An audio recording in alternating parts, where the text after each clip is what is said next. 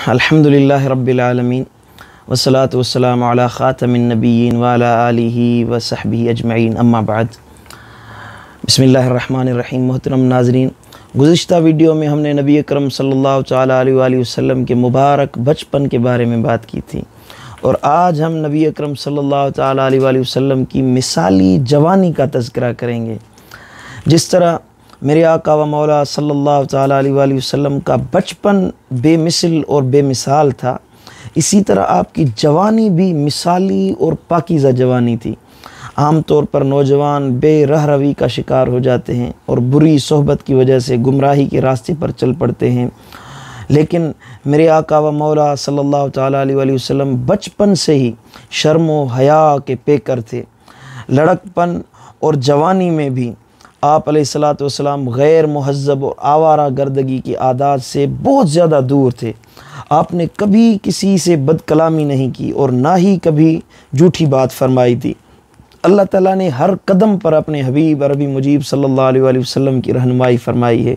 सीरत की कुतुब का मुताला करें तो आपको पता चलता है कि आपकी जवानी चाँद से ज़्यादा रोशन और फूलों से ज़्यादा पाकीज़ा है।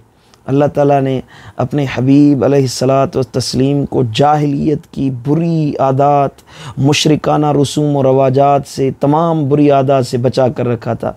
आपने कभी किसी मेले ठेले और लहव व लब में शिरकत नहीं फरमाई थी। शराब नोशी, बुत परस्ती उस ज़माने में आम थी, लेकिन आपने कभी इन बुरी आदत के आप तो कभी करीब ही नहीं गए। हुज़ूर पुरनूर सल्लल्लाहु अलैहि वसल्लम के किरदार की अज़मत का अंदाज़ा आप इस बात से लगाएं कि मक्का मुकर्रमा की इस जाहिलाना मुआशरे में आप परवान चढ़े थे। आप जवान हुए, लेकिन आपकी दामन अस्मत और इफ़्फ़त पर कभी कोई छींटा नहीं पड़ा।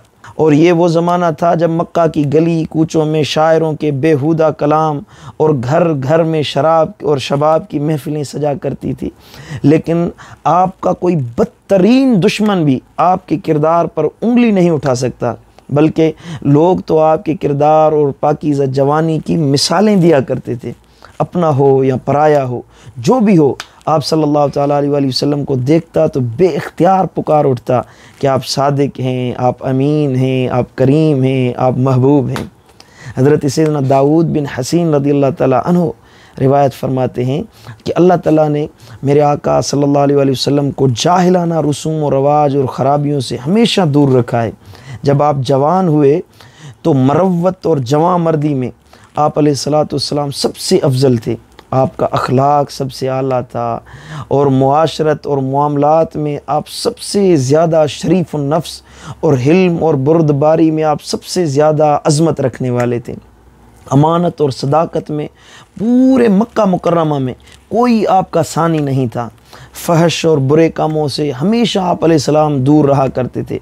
कभी आपको गालम गलोच और बदकलामी करते हुए किसी ने नहीं देखा, न ही आपको कभी किसी से लड़ते और झगड़ते पाया गया, किसी के हुकूक की पामाली करते हुए नहीं पाया गया।